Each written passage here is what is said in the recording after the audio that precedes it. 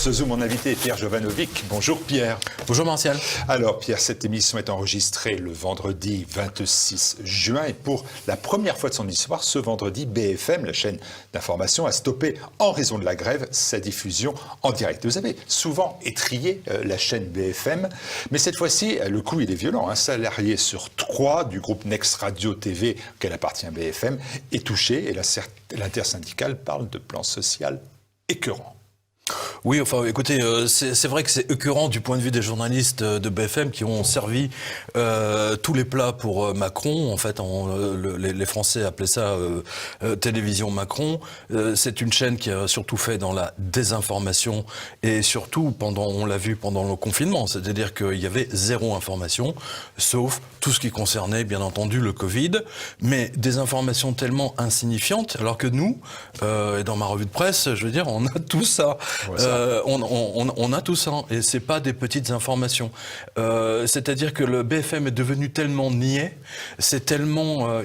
vous savez, c'est genre leur spécialité maintenant, les Français partent en vacances, donc ils vous font un direct devant la gare Montparnasse, devant les quais en disant « Allez, ils vont prendre le train ». Vous voyez, ou alors, au bord d'une autoroute, les Français se sont arrêtés pour faire le plein de leur voiture. Vous voyez, c'est trépidant comme direct. Voilà, alors qu'il y a vraiment des vraies informations, mais celle-là, il ne la traite pas. Voilà. Et donc BFM, écoutez, sincèrement, je ne vais pas les pleurer, mais en même temps, si vous voulez, c'est le reflet d'un gravissime problème des médias, aujourd'hui des médias français qui sont ce que j'appelle aux ordres, comme le journal Le Monde, par exemple, ou d'autres, même si, bon, parfois, ils sortent des petits scoops et ainsi de suite. Mais on voit que les médias traditionnels, et surtout les télévisions traditionnelles, sont en train de mourir. Voilà, tout simplement. Vous avez des émissions, par exemple, si on regarde les scores sur YouTube. Ce qui est intéressant d'ailleurs, voyez-vous sur YouTube versus télévision qui a une antenne en permanence, c'est que avec YouTube, vous pouvez voir exactement quels sont les sujets qui passionnent les Français.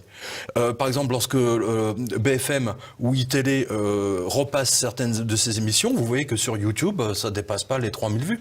C'est très intéressant. Donc là, on voit un basculement complet des anciens médias qui sont en train de mourir, littéralement, parce qu'ils ne donnent plus l'information, contrairement à tous les sites qui ont pris leur place, n'hésitons pas à le dire, et surtout les réseaux sociaux comme Twitter, Facebook, moi maintenant, parce qu'ils sont en train de partir en vrille à cause de la censure, mais Twitter et LinkedIn sont devenus maintenant les principaux propagateurs, on va dire, d'informations qui intéressent les gens, et on le voit d'ailleurs le nombre de fois où les gens les répliquent quand vous balancez une info, que c'est relayé sur 500 autres pages qui à leur tour sont relayées sur 600 autres pages et ainsi de suite, ça fait boule de neige, et c'est pour ça qu'ils essaient de prendre le contrôle de l'Internet sans y arriver, véritablement. Allez, parallèlement à la crise sanitaire, et on va parler de politique, on va parler d'information, et on va essayer de contester certaines des vôtres. Il y a la crise économique et financière que vous suivez au quotidien depuis des années, bien évidemment, vous n'avez pas attendu la crise sanitaire, mais cette crise sanitaire vous permet de dire aujourd'hui que tout ça prend un tour et un tournant particulièrement catastrophique. D'ailleurs, votre analyse, elle est simple, 20 trilliards de fausses monnaies associées au taux négatif vont déclencher ce que vous appelez la grande catastrophe. Absolument. On en a parlé ensemble au mois de novembre, on a fait une vidéo, et dans cette vidéo, je vous ai dit, ils vont trouver quelque chose pour masquer parce que, je vous ai dit, il y aurait un tsunami de licenciements phénoménaux qui vont arriver entre février et mars 2020. Résultat des courses, tout s'est très bien organisé, c'est-à-dire que c'est la politique, si vous voulez, du pompier qui met le feu, justement, qui met le feu avant que le grand feu arrive. Voilà. Et en plus, ça leur permet, si vous voulez, de maquiller toute cette crise économique et de dégager les responsabilités des banques et des hommes politiques et de le mettre sur le compte du virus. Ça, je le vois très nettement dans ma revue de presse. D'ailleurs, ma revue de presse était très étonnante parce que pour la première fois en 12 ans, j'ai vu la revue de presse se scinder en deux, mais en même temps être entremêlée. C'est-à-dire d'un côté, tout ce qui touchait de près ou de loin au virus, mais qui était relié aux banques et aux licenciements. Et vous voyez, c'est quelque chose d'absolument étonnant. C'est-à-dire que on a vu, par exemple, que ce soit Bill Gates, que ce soit la manière dont le gouvernement, moi accusent le gouvernement d'avoir tout fait justement pour que le virus se répande, comme vous le savez, et j'en apporte différentes preuves. Mais de la partie Bill Gates nous montre quelque chose d'absolument extraordinaire, et surtout, on a ces deux informations qui sont absolument remarquables. Alors, vous avez celle-ci, par exemple. Alors, je ne sais pas si on va le voir à la caméra, mais on verra la capture écran. Alors, voyez-vous, ça, c'était le 30 mars. Et c'est donc l'ancien Premier ministre anglais, Gordon Brown, qui a demandé à tous les présidents de pays ou premiers ministres de pays de rendre leur pouvoir, de donner leur pouvoir momentanément, c'est ça qui est intéressant, à un gouvernement mondial. Moi, je vous rappelle qu'il y a quand même un homme en France qui parle de ça depuis quand même quelques années, c'est Jacques Attali, qui veut le gouvernement mondial installé en Israël avec Jérusalem comme capitale. Et Jacques Attali, comme vous pouvez le voir ici, alors ça c'était le 7 mai 2009, voilà, on va le voir. Donc il nous parlait déjà d'une pandémie majeure je cite, une pandémie majeure ferait surgir la prise de conscience de la nécessité d'un altruisme au moins intéressé. Donc j'aime beaucoup l'altruisme intéressé. Il faut savoir où c'est altruiste ou c'est intéressé. Non, mais pour Jacques Attali, c'est à voile à vapeur. Donc c'est très intéressant. Vous voyez, mais en fait, on voit bien que l'agenda de leur... c'est-à-dire qu'ils attendaient le bon moment, et là, manifestement, c'est clair. Parce que, comme vous l'avez souligné justement tout à l'heure, à partir de septembre 2019 jusqu'en février 2020, les banques centrales n'ont pas arrêté, c'est-à-dire de jouer aux pompiers, c'est-à-dire d'éteindre les incendies qui brûlent en ce moment même dans toutes les banques. Ils sont passés à 100 milliards par jour de fausses monnaies juste pour sauver les banques européennes. Aujourd'hui, le taux, vous retrouverez ce tableau sur quotidien.com, la Société Générale est devenue plus dangereuse que la Deutsche Bank. Je ne sais pas si vous imaginez. La Société Générale est passée devant la Deutsche Bank en termes de la banque la plus dangereuse du monde. Pierre, du monde. Oui. Mais vous dites d'ailleurs, de tout cet article-là que j'ai lu, vous dites de toute manière, ne laissez pas plus de 50 000 euros en banque si vous les avez. Alors moi, je ne les ai pas, mais ça m'intéresse quand même de savoir qu'est-ce qu'on fait concrètement. Moi, à chaque fois, ce que je fais, c'est qu'est-ce qu'on fait concrètement. Je veux dire, si on a plus de 50 000 euros en banque, on fait quoi? On retire l'argent, on fait quoi? C'est concrètement. Ah bah écoutez, là, moi ce que j'ai expliqué à mes lecteurs, depuis longtemps, vous êtes témoin, enfin même avec Olivier Pichon, j'ai toujours dit que la banque française la moins pire, c'est la BNP. J'ai toujours été très clair là-dessus. D'ailleurs, dans la nouvelle liste, puisque la Société Générale est numéro 1 en termes de levier, c'est-à-dire qu'elle a un levier de, alors je vous donne de tête, 74, sachant que la Lehman Brothers a explosé à 30. Je ne sais pas si vous imaginez. Et le Crédit Agricole n'est pas loin derrière dans la liste, dans le hit parade des banques les plus explosives. C'est nucléaire là, à ce niveau-là. Donc la BNP est à 40, donc là quand même à 10 au-dessus de Lehman. C'est pour ça que je dis aux Français, tous à la BNP, laissez Crédit Agricole et Société Générale avec leurs problèmes, s'ils sautent, de toute façon, le gouvernement français a un problème. Mais toujours est-il que la fameuse limite, la garantie des 100 000 euros, moi, ça me fait vraiment doucement rire, parce que si Société Générale explose ou Crédit Agricole explose, le fonds de garantie ne garantira rien du tout, sauf peut-être 2 euros par personne. Voilà. Ils n'ont rien dans leur caisse. Rien du tout, nada. C'est très important de comprendre ça. Et donc, cette histoire de vaccin, si vous voulez, arrive, enfin de vaccin, de Covid, mais qui est liée, si vous voulez, à un vaccin. C'est-à-dire que la première chose que on a vu justement au début de la pandémie, c'est-à-dire que partout dans le Figaro, le Parisien, oui, les billets de banque, c'est eux qui transportent le virus, il faut éviter d'utiliser les billets de banque, c'est transmetteur, c'est dangereux, blabla, etc. En omettant de dire que quand vous faites votre code sur dans un supermarché où il y a 3000 personnes avant vous, c'est peut-être même plus dangereux en termes de virus, etc. Mais bon, vous voyez, il y a une désinformation qui a été faite. Et donc, c'est là où je raccroche le wagon et vous allez voir à quel point c'est sioux comme système. Vous avez vu que toutes les entreprises françaises prennent des emprunts.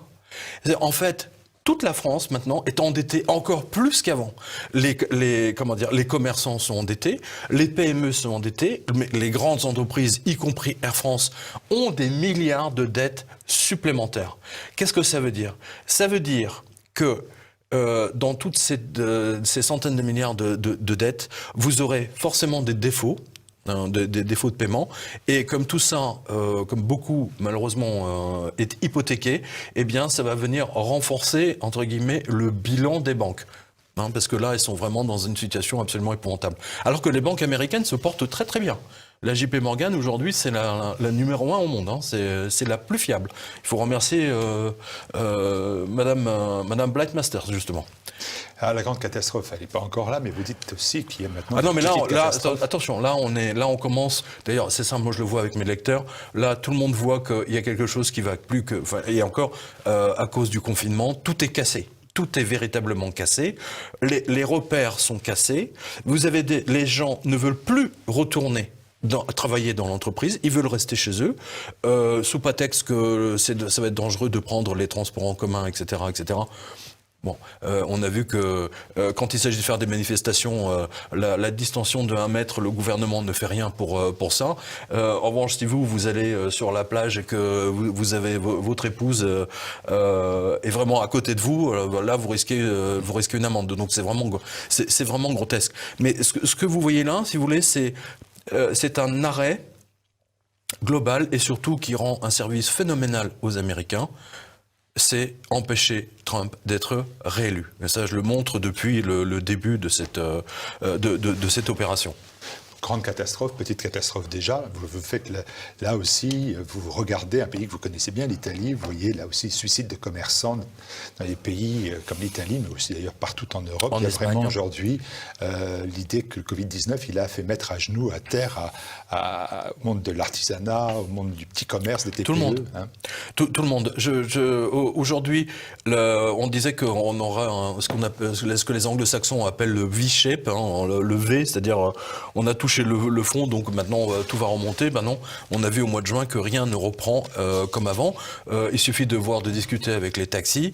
Ils sont à 80%, voire certains 90% en moins, parce qu'il n'y a plus de touristes, les gens ne se déplacent plus, et surtout beaucoup de gens sont terrorisés à l'idée de sortir à cause de virus. Parce que comme vous l'avez vu, depuis maintenant 4 mois, les chaînes de télévision ne vous parlent que de ça. En revanche, toute la partie économique est en train de partir à volo. D'ailleurs, pas plus tard que tout à l'heure, juste en arrivant ici, Sanofi a annoncé le licenciement de 1700 personnes, dont je crois 1000 en France. Et tout est comme ça à l'avenant. Rappelez-vous, on avait fait une vidéo ensemble et je vous ai dit, il y a un tsunami en formation et ce tsunami est encore alimenté par tout cela. Donc, et c'est là où je vous parle de ce gouvernement mondial parce que c'est ce qu'ils veulent mettre en place pour sauver l'économie du monde, parce que là, ça va être une catastrophe. Donc, une seule solution, c'est ce qu'ils veulent nous vendre. Le gouvernement mondial, là, c'est Gordon Brown. Donc, j'en ai parlé tout à l'heure. Il demande à ce que... il faut sauver les banques, voilà, bien entendu, et surtout, lancer le gouvernement mondial. Ensuite, vous avez Tony Blair. Alors, donc ça, c'était à peu près 15 jours ou 3 semaines plus tard. Alors, Tony Blair, lui, ancien Premier ministre anglais, alors là, c'est tout à fait extraordinaire, il demande, donc, bien entendu, le gouvernement mondial, mais surtout, il demande un passeport global. Donc, c'est-à-dire que dans votre carte d'identité, en fait, vous aurez votre identité et surtout vos vaccins. Et l'idée de base, c'est ce qu'a déclaré le ministre des Transports allemand, comme le ministre des Transports anglais, vous le retrouvez dans tout ça. Vous ne pourrez pas prendre un avion ou un TGV, par exemple, si vous n'avez pas votre passeport avec les vaccins. Voilà. Et tout ça fonctionne, donc a été organisé de manière très nette, avec M. Gates, mais il n'y a pas que lui. On en vient à Bill Gates. Bill Gates, si vous voulez bien. Parce que là, au cœur de la crise sanitaire, vous avez ciblé une personne en particulier, Bill Gates, que l'on appelle le milliardaire philanthrope. Celui-ci dispose avec son épouse Melinda depuis 20 ans d'une fondation axée donc sur la recherche médicale d'un côté et l'accès au vaccin. Mais qu'est-ce qui vous amène aujourd'hui à vous en prendre au fondateur de Microsoft? Qu'est-ce que vous lui reprochez? D'une part parce que je connais Bill Gates, je l'ai interviewé à l'époque où personne, on va dire au début de l'informatique, donc je connais bien la société Microsoft et je peux vous dire que Bill Gates n'a jamais, c'est pas son genre de donner l'argent comme ça n'existe pas. Je vous donne un exemple typique. Vous vous souvenez de Windows 3.1, tout le monde joue au solitaire. C'est le jeu, le solitaire. Alors je me souviens plus, c'est Windows 98, donc ou Windows 2000, je crois que c'est 98. Ils ont enlevé le solitaire pour le faire payer. Voilà. Donc il est hors de question que les gens puissent s'amuser un petit peu. C'est une société et surtout Bill Gates sont des gens extrêmement orientés argent et c'est la seule chose qui les intéresse.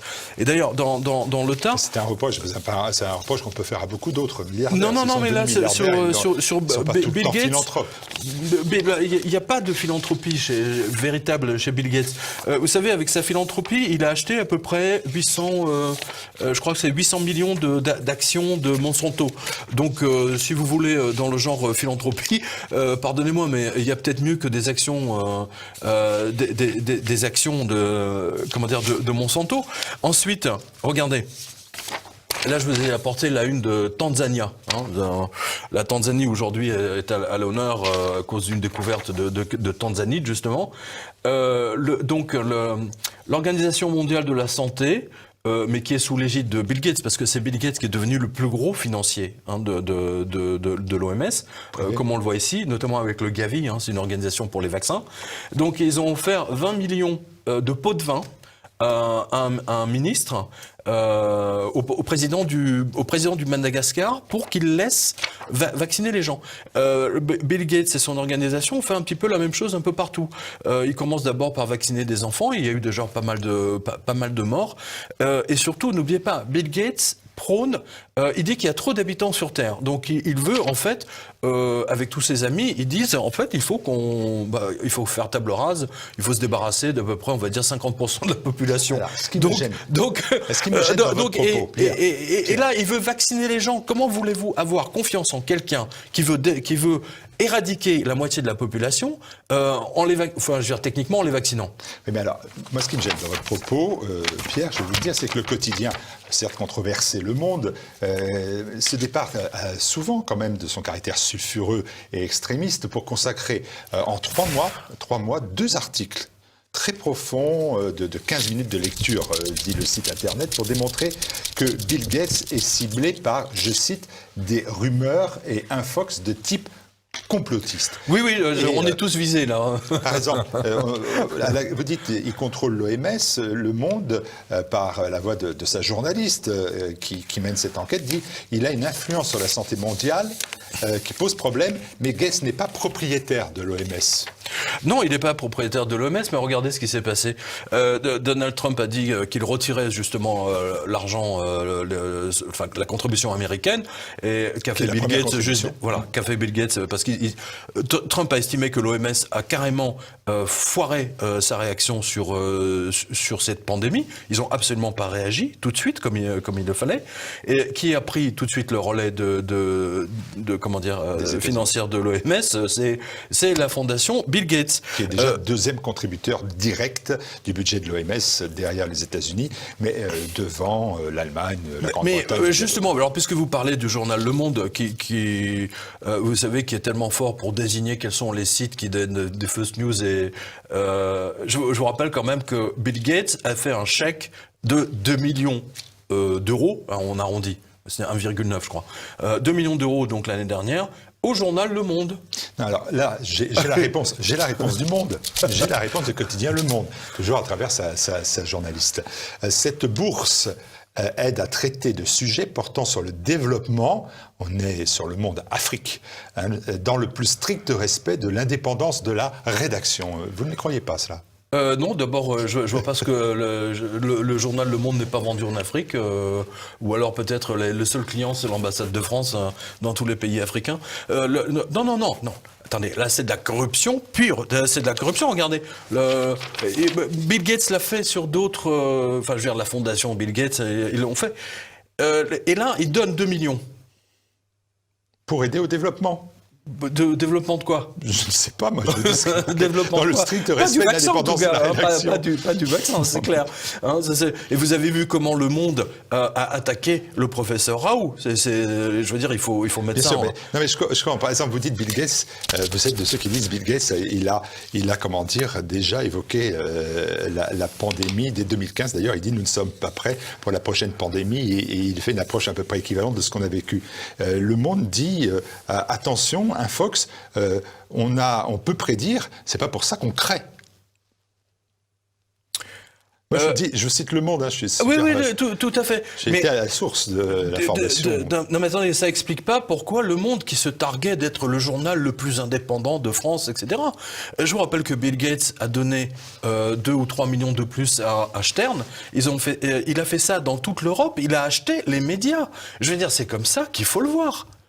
Il n'y a pas d'autre solution. Pourquoi d'un seul coup, Bill Gates commence à distribuer de l'argent dès qu'il s'agit de vaccins, et cela à peu près à 2 mois avant que toute cette pandémie se déclenche, sachant que Bill Gates, précisons-le, et là vous retrouvez même la vidéo sur le site le Quotidien, il y a une répétition générale de pandémie. Écoutez bien, 18 octobre 2019.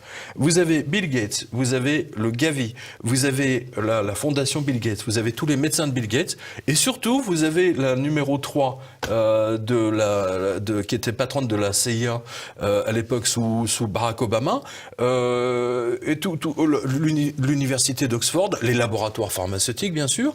Et que font ces gens, donc, le 18 octobre? Donc, il y a une simulation de pandémie, grandeur nature. Et qu'est-ce qu'ils font? Ils installent une fausse télé, genre c'est pas CNN mais c'est CMB, vous voyez, une fausse télé, et dans laquelle en fait ils disent très, très précisément qu'il faut prendre le contrôle de toutes les télévisions et surtout faire peur aux gens. Hein, vous avez la vidéo qui est disponible sur quotidien.com. Au même moment s'ouvrent les Jeux militaires de Wuhan, et c'est à partir de ce moment-là que le virus se répand.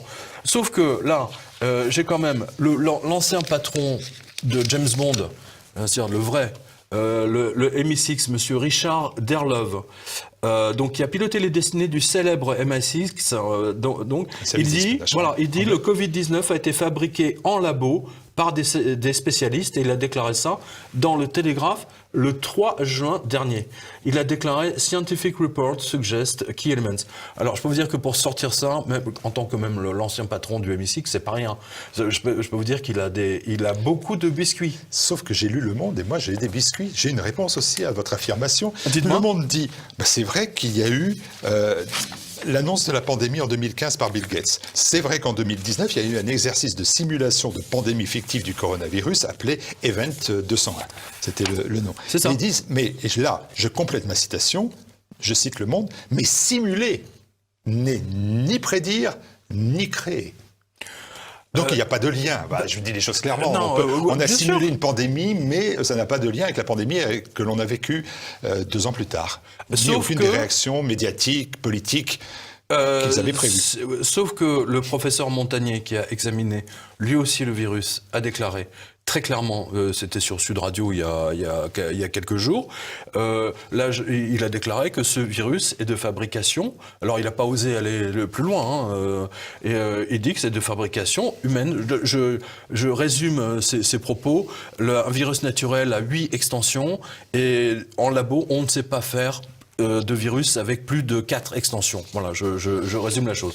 Et là, vous avez vous avez ça. Alors, j'ai vu ça dans quelque chose alors, c'est un journal scientifique. Je me souviens plus lequel. Donc en fait, c'est pas The Lancet, on est tranquille. Non, c'est pas le Lancet. Oui. Donc en fait, ils ont étudié ce qu'ils appellent le récepteur du SL-CoV-S, etc., en combinant d'une immunodéficiency sur un pseudo-virus système. Enfin bon, bref. Donc globalement, en fait, ils disent la même chose. Il y a eu plusieurs études qui ont été faites et qui sont arrivées exactement à la même conclusion. Mais moi, ce qui m'a intrigué, si vous voulez, c'est le patron l'ancien patron du MI6. Attendez, c'est pas rien. Je veux dire, c'est manifestement parce que n'oubliez pas, les Anglais étaient confinés aussi. Et il a dû en avoir marre. Donc, je veux dire, quand vous êtes patron de la DGSE, vous avez encore ou ex-patron, vous avez des. Je vous livre encore les 2 plaidoiries du Monde. Oui, dites-moi. elles Elles sont très belles. Sur la question, Bill Gates utilise les vaccins pour réduire la population mondiale. Le Monde répond non, il y a une volonté de contrôler la croissance démographique, mais il n'y a pas de politique génocidaire. Et sur la notion de vouloir faire un puçage électronique mondial des citoyens, le Monde répond que ce n'est pas exact. Il y aurait un carnet de vaccination, il y a eu des excès de carnet de vaccination sous-cutané. C'est merveilleux, on est dans l'apocalypse de gens, là. Oui, c'est... En Afrique, d'ailleurs. Oui, bah oui, ils testent toujours en Afrique. Hein. Oui, c'est des gens extrêmement racistes, en fait. Hein. Ils les considèrent... Là, la fierté noire, voilà. Du laboratoire des... Non, mais et savez-vous quel est le numéro du brevet de Microsoft, justement? Ils ont fait exprès, si tu veux, pour que le brevet porte le numéro... Alors, ils n'ont pas réussi à obtenir 666, ils ont 66.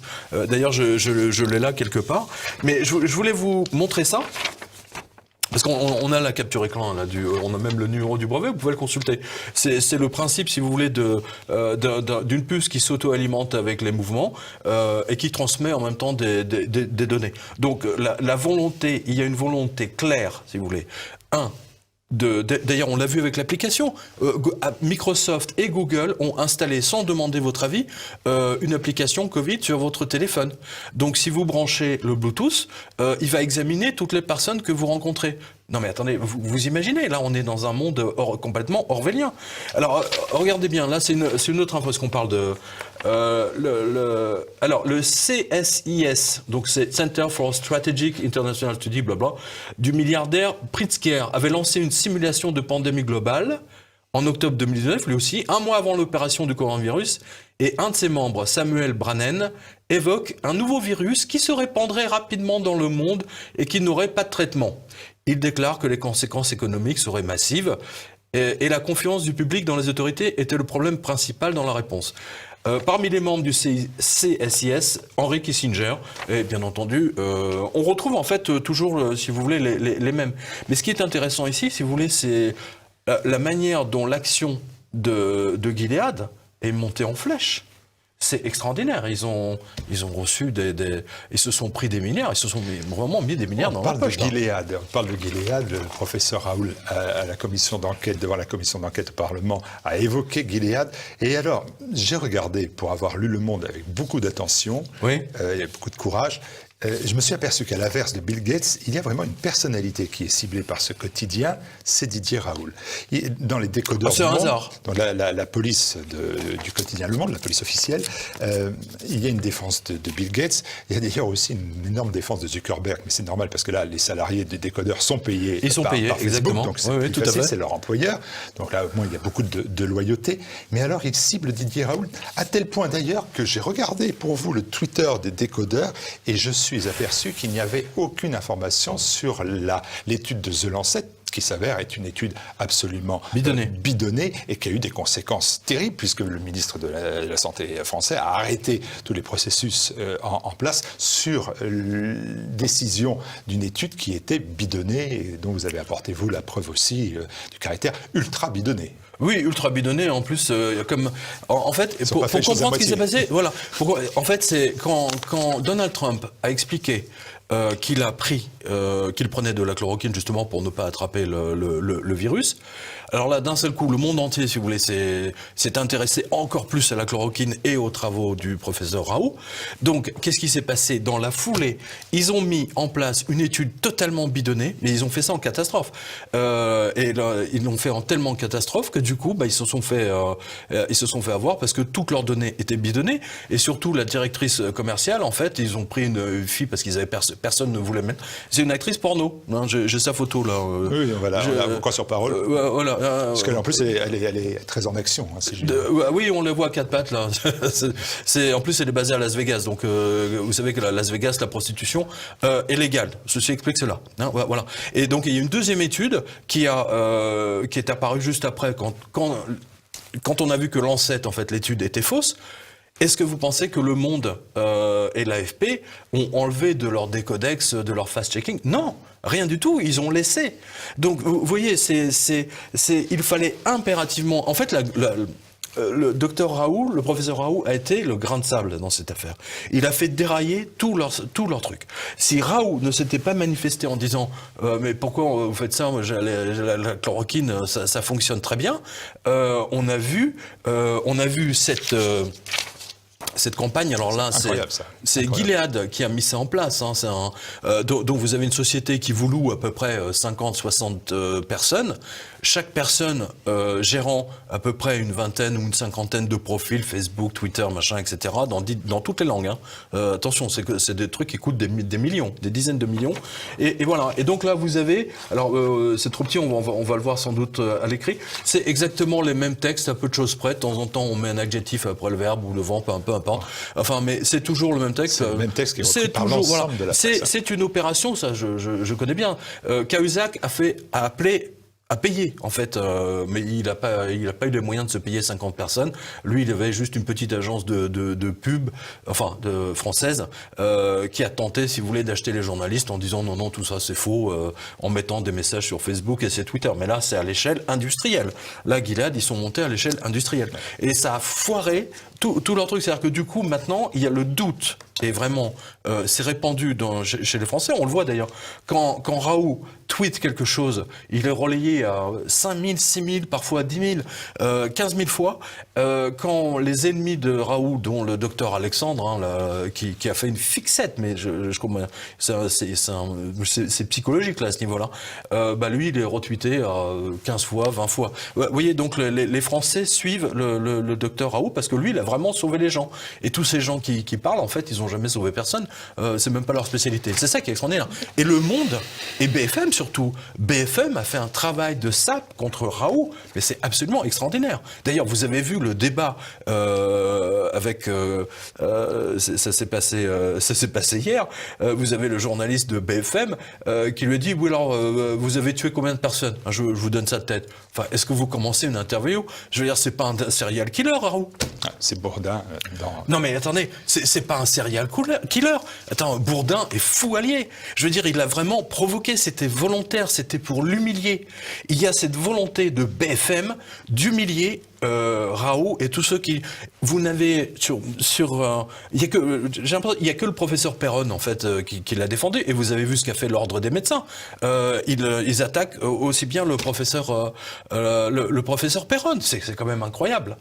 Et Jean-Jacques Bourdin qui a voulu jouer au Cador, mais enfin moi j'étais choqué quand il a eu cette phrase sur Raoult, vous avez tué combien de personnes ou... Mais attendez, mais c'est grave, c'est monstrueux même, c'est monstrueux. Pour qui se prennent ces gens? Je veux dire, BFM Altis qui ne payent même pas leurs impôts en France, quoi. C'est incroyable. C'est incroyable. C'est pour ça qu'il et malgré ça, vous voyez, il continue en fait comment dire, ne pas payer leurs impôts en France. Ils ont pris les aides du gouvernement, mais en même temps, ils virent 30% du personnel. C'est extraordinaire. Donc, on a commencé par BFM, on va finir par BFM. On va commencer par BFM. C'est dommage parce qu'on a vraiment plein de choses. Je sais bien, mais vous reviendrez à Politique Éco avec votre comparse Olivier Pichon pour continuer cela, bien évidemment. Juste une dernière information, on va quitter l'actualité pour la vôtre. Il y a ce ratio. Ce ratio est très important. Voilà. Ce ratio est très important parce que c'est le nombre de morts à cause du Covid par million d'habitants. Donc là, au moins, on voit exactement où on est. Alors, si la France, on est arrivé à 441 pour 1 million. Vous avez des pays qui n'ont absolument pas confiné les gens. La Finlande, la Hongrie, enfin, je veux dire, c'était plutôt coulant, etc. Ils sont 57 morts pour 1 million. La Croatie, 25 morts pour 1 million. La Biélorussie, 24. La Grèce, 17. L'Allemagne, 101.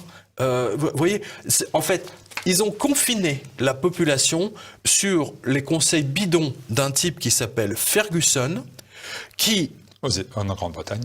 Non, voilà, qui a bidonné son étude, là aussi c'est exactement comme l'étude du Lancet, et qui était manipulé par sa maîtresse qui, elle, travaille pour George Soros. Vous voyez, on retrouve Bill Gates, George Soros, on retrouve vraiment tous les amis. On retrouve tous les amis, là, c'est Bugs Bunny et ses amis, là. Voilà.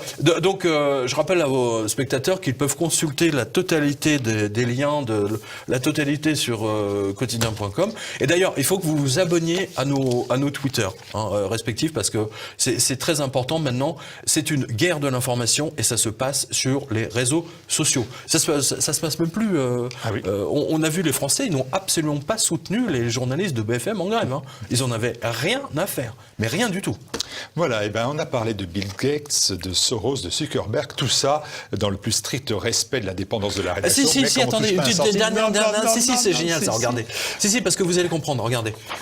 Regardez, Benjamin Netanyahou suggère des micro-puces aux enfants. Ça, c'était dans le Jérusalem Post, c'était il y a 3 semaines. Donc, c'est pas innocent. Ça a suscité de vives critiques, faut être honnête. Ça a suscité de vives critiques. Attendez, déjà que le Premier ministre lance un truc comme ça veut bien dire que ce nouvel ordre mondial qu'ils veulent absolument installer, ils veulent absolument pucer les gens et leur mettre et leur inoculer le vaccin Bill Gates que la France a acheté. Et je précise que le ministère de la Santé a vendu toutes vos données à Microsoft. Et autre chose, numéro 2, la France a déjà commandé pour plusieurs centaines de millions des vaccins à Bill Gates. Voilà, vous retrouvez toutes ces informations. Mais ce ne sont pas des puces électroniques. Bill Gates a pris le contrôle. Vous savez, c'est le God syndrome, comme on dit. Vous savez, ça s'appelle le God syndrome parce que le mec est tellement riche, il croit qu'il peut... c'est comme les princes saoudiens, vous voyez, qui ont tué leurs domestiques, par exemple. Ça arrive très souvent. Les mecs, ils sont tellement riches que... ils s'en foutent, quoi. Je veux dire, et Bill Gates est atteint du syndrome, ce qu'on appelle le syndrome de Dieu. C'est effrayant. Il a tout acheté. Voilà, vous avez ce graphique, et vous voyez exactement tout ce qu'il contrôle avec ces milliards. Et c'est pas rien, je vous assure, c'est pas rien. ID 2020. C'est la carte d'identité avec vos vaccins, votre carte d'identité, votre carte bleue, etc. Et devinez qui est dedans? Qu'ils ont mis dedans récemment? Blind Masters. Quand j'ai vu ça, je me suis dit, waouh, heureusement que j'étais assis. La boucle est bouclée. La boucle est bouclée et... Merci Pierre. Ça fait peur. Merci de nous avoir, Pierre, maintenu le temps écoulé de autant de temps que celui qui vous était autorisé. D'accord. Merci Pierre. À bientôt. À très bientôt. Merci à vous.